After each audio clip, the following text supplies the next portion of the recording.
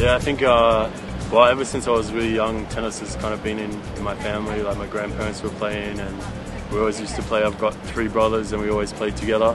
And so, yeah, once I had my injury, I was 13 years old. And so I was playing a bit of tennis, but, I was playing a lot of sports. But so then when I was about 15, my physio, she kind of got me into wheelchair sports. And I tried a few different ones, but tennis was the one that kind of took to. I liked the game, and yeah. Well, actually, I started playing when I was 10, like on my feet, and so I kind of learned all the grips and the swings and that kind of stuff. And then, like, I had a car accident when I was 16, and then it was 2 years after that that I discovered wheelchair tennis. And then I played that professionally from the age of, 20 was when I was pretty much full-time with it, until I was 35, which was 6 years ago. So I played it for 15 years, and so yeah, it's been, I mean, for me, pretty much a lifelong sport.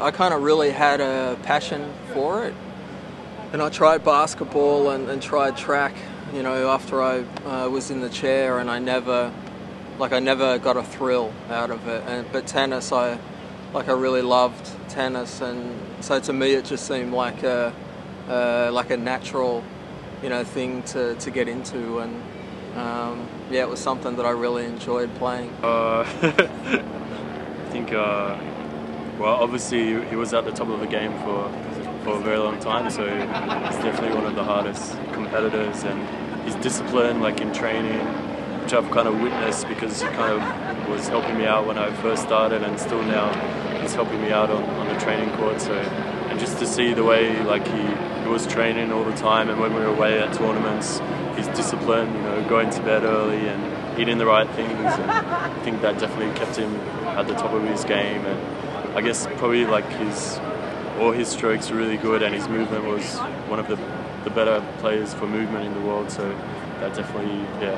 Moving in the chair, like pushing around the court, being fast, changing directions, and yeah, so just getting to the ball a lot faster than a lot of the players. So that definitely, yeah, kept him ahead. So Ben has a very strong serve, and he likes to attack with the forehand shot, and he's a very consistent player, and can hit the ball cross court as well as up the line, with the same consistency, which is a very good weapon to have, because for the opposition it's difficult to judge where he is hitting the ball, because he can hit up the line and cross court like with the same precision. So and I think that's today's game. Emphasis on offense, rather than defense, and so you find that throughout the years the game has a subtle shift, and I think that's today's player, is sitting up quite high in the chair, trying to play one bounce tennis and trying to be aggressive, and I think that's the style that that Ben is trying to play, and that's the style that I think will ultimately that's what all the players are going for. Just by being on the court for hours each day, doing your drills and just that consistent work, I think that's definitely building up your ability to go longer in the matches. So yeah. You can do the hand crank in the gym. It's just like a bike for your hands, so get that going to get the fitness, and yeah, so just a lot of on-court work with sprinting and putting weights on the chair and those sorts of things too. Yeah, well, you do find that a lot of guys, they have spinal injuries, and they don't have a lot of abs that are that they can switch on, because they have limited feeling below a certain point, that you'll find that their balance is difficult, and so that makes it different, because they have to grab the wheel a lot for balance. Is where someone like me or Ben that don't have any issues with core strength or abs. We can do all that ab work and strengthen the lower back and that kind of stuff, that we can lean like a lot easier. So that definitely helps as well. I think for me, like qualifying for the last 2 Paralympic Games were really big for me.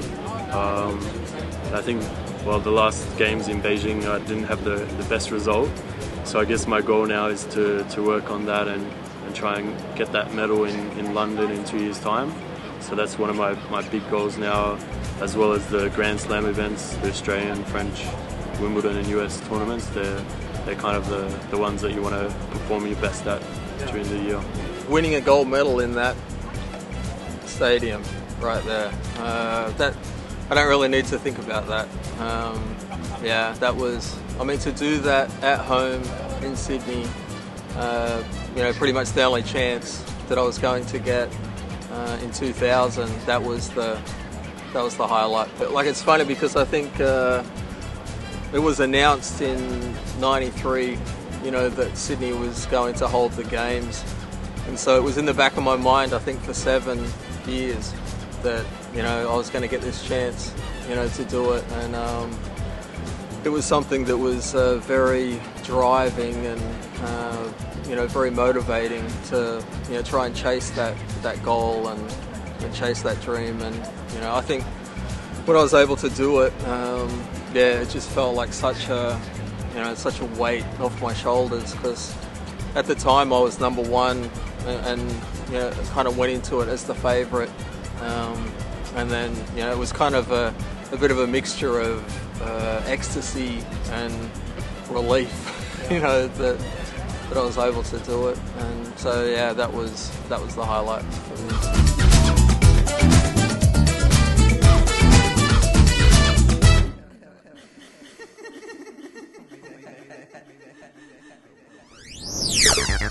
No.